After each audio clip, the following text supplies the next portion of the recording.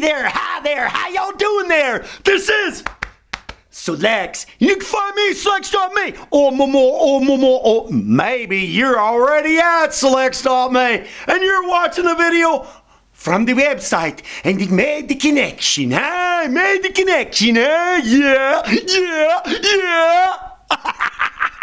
Well, anyway there, all the peoples out there, all the peoples out there, I want to talk to you about something here. Oh, yeah. I must become who I am. Sounds pretty cliche, don't you think? I must become who I am. Well, who you are, oh. Well, hold on a minute there. Hold on a minute, yeah. I must become who I am. It is a little bit deeper than that. You know, there's a movie out there. It's called Forrest Gump. And somebody asked Forrest Gump, he says, who are you going to be when you grow up? And he said, I always just thought I'd always just be myself. Well, let me tell you something. On that road that you travel on in your life, it doesn't always mean that you can always just be yourself. Well, that's right. Because you're affected by so many elements that are on the outside that change and mold you into something else more than or outside of what you're predestined to be. And hold on a second here. I'll tell you what. And the best way I can explain it, I guess, too, and that's to really just start out and understand and know that there are really two entities to you. And one of the things that I would describe, one of the entities to you, and that's your pure self. Your pure self, the true you, the one that was meant to be, the one that entered into this planet all pure and unfazed and everything until you got exposed to many of the different elements that, like I talked about, that are on the outside. You know, so from that, you know, there's two entities. There's your pure self, and I say that in the pure self. I say that in the soul, I'm the soul, in the pure self, in the soul. You know, there's two identities to yourself as an individual, as a unit that's walking around on this planet. As a unit that's walking around on this planet, there are two entities to you. There's your pure self, your soul, and then there's what everybody else is mainly seeing out there, and that's the flesh. That's the flesh. That's everything on the outside. People are mainly focused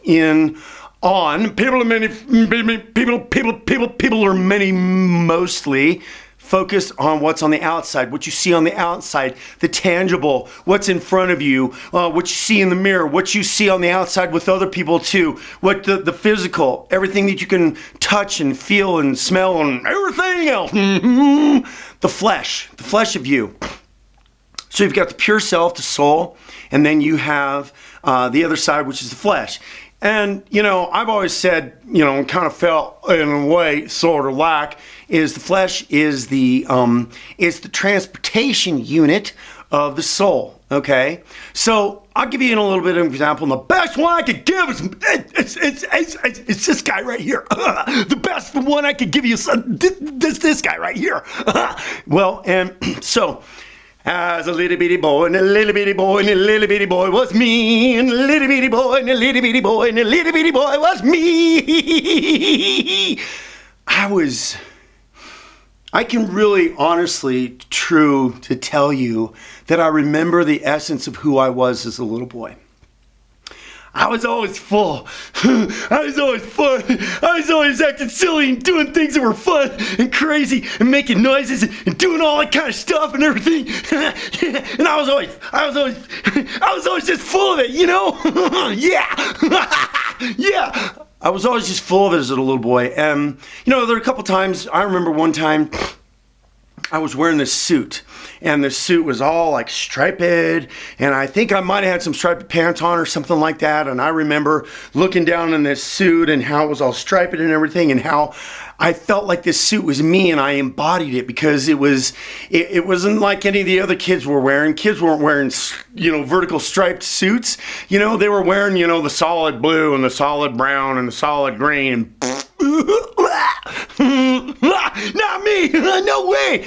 So, being a little kid, and I mentioned this in some of my other videos, but, since we're talking about I must become who I am, and that is primarily centered around, so that's who I was. That's who the pureness of me as a child was, right? And that was me, little, yeah.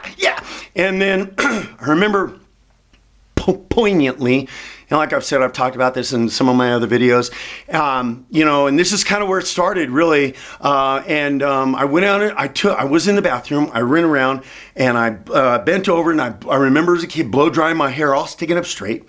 I looked at myself in the mirror. I was gassed, right? I went out into the living room. I presented myself to my family out into the recreation room where they were watching TV. And my mother and my sister laughed. And then my dad says, "That's stupid. You're always doing something that's stupid." And so I remember after that, feeling so hurt and distraught from that, I went into the bathroom. I started pushing my hair down. Never again, never again. I remember, and I was wearing little white pajamas, and I don't know what was on the pajamas. There were like little pictures of everything. And I'm looking in the mirror, and I was upset, and I was crying. I was pushing my hair down and pushing my hair down. And that's where it started. Right? So remember when I talked about, the things that affect you, the things that are beset upon us, the things that make us change our direction in our lives, right? The things that put on us, that mold us and that change us, and to go from that point. And I remember I was probably about 5 years old at that point. And at 5 years old, then I moved on from there. And then what happens as a little boy when you go to school? Kids are mean, right? They make fun of you. They put you down. I'm already, parents to a child.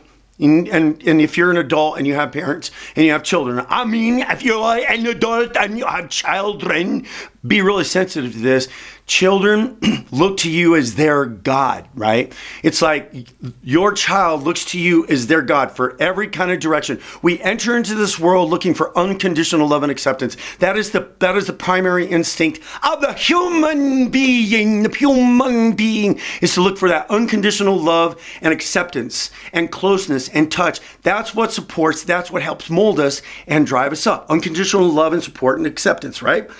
So if that gets tainted a little bit, then you go down this road, and if you're getting that from your parents, then it totally starts to stir you up and mess with your directions and everything like that. And then you go to school, and they're dealing with the elements of school and your peers, and then you go all the way through high school. And in order to make a long story short, by the time I got to be a senior in high school, you can look at my senior picture. I was a zombie. It's kind of interesting. I've got pictures of all the way through grade school, all the way up into high school, right? And as I was younger, the smiles gradually went away until, the smiles in my pictures gradually went away until I got to a senior in high school, and it was a complete zombie. Just like a mannequin, not a zombie, a mannequin, not a zombie, a mannequin, expressionless.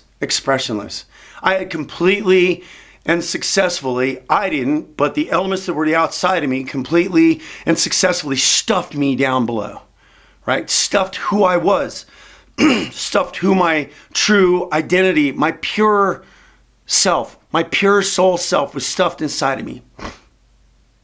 So a series of events kind of led me to put me in a position where I was started getting shoveled through a lot of personal growth and spiritual growth and everything like that, and I got pushed all the way through all that, and it was very intense. It was like going through. I had a very intense personal and spiritual growth time in my life, because it was like after a series of events happened, and I was in this spot. It was like somebody put a hand behind my back and right behind the lower of my back and started pushing me through. Whoa!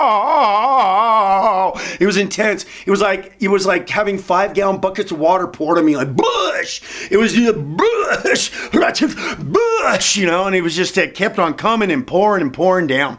And I reached a point where, and I've had this on my monitor for the longest time. I typed it up, and I cut it, and I put it up there, and it's like, I must become who I am. I must become who I am. And, there could be, I could sit here, I could write a book about all the experiences, and I will one day, about all the experiences that I had, that I gained, that led me through that particular point in my life where I understood the conscious awareness of I must become who I am, because there was something that was inside of me. There's something that's inside everybody out there.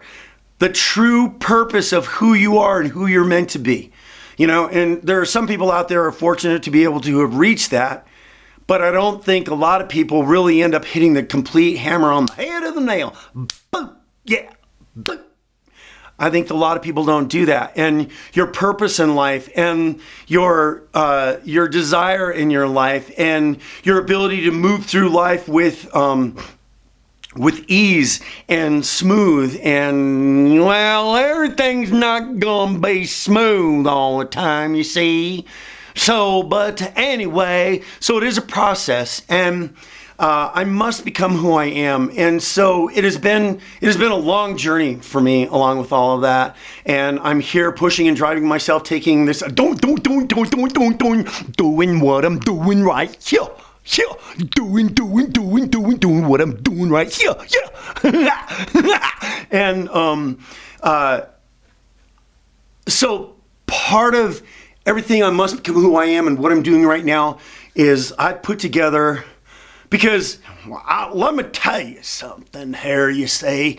I was in an acting class a long time ago. I was with a talent agency, and I was with an acting coach, and he told me, you know, because I had been through an intense amount of spiritual growth, and I told him my story, and he's like, oh my gosh, I wish we could put all of our actors and actresses through that experience so they could learn, you know, all of that. He says, because once you figure yourself out, and once you've gone through an intense amount of personal growth, you pretty much know just about that's how everybody else ticks too. You know? That's how everybody else ticks too, you say. And, you know, because we're all human beings, you say. Yeah. I mean, there might be different ingredients. It might be different instances. It might be different happenings in our lives, but we all kind of sort of on a real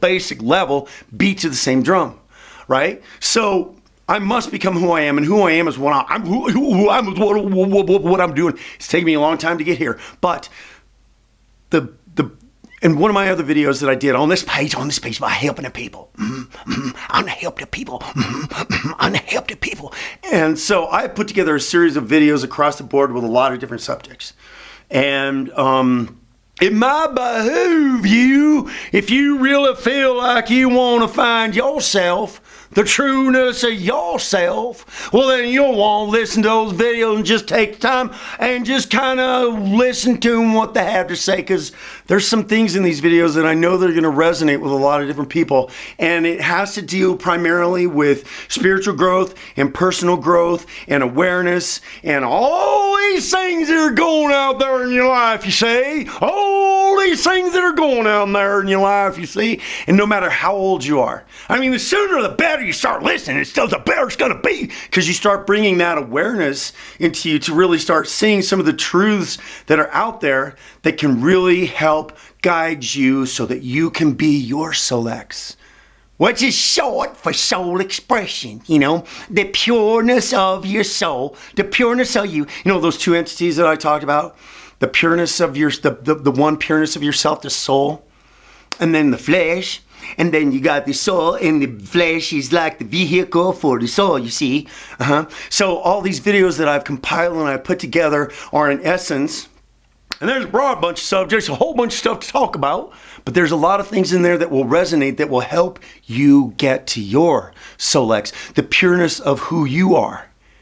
And, you know, I sit here right now making this video right now. I sit here right now making this video right now. I sit here right now not knowing what the impact that this is going to have on people, but it is, like I said in one of my other videos, it's from my, you know, my deepest desire that is within me to help people, because it's been a long journey for me, you know, to have been 5 years old and to be stuffed and then to have gone through all of that, and then the upheaval and the stirring up and the truth of myself that has always been pushing to try to come to the surface. And I believe there's the truth of you that has always been pushing and trying to get itself to the surface. There's just some things that are holding you back. There's just some things that are holding you back. And I've had lots of stuff holding me back, and I've learned a lot from it. I surely did. And I want to help you. I want to help you to be able to hopefully find your selects. But it ain't going to happen. No, it ain't going to happen unless you watch the videos. And just watch them all. Just don't, just take your time there. I try to make them as short as I can. I know this video was just a little bit longer than some of the other ones. But I tell you what. Yeah, I do. Yeah. I must become who I am. And you know what? You must become who you are too.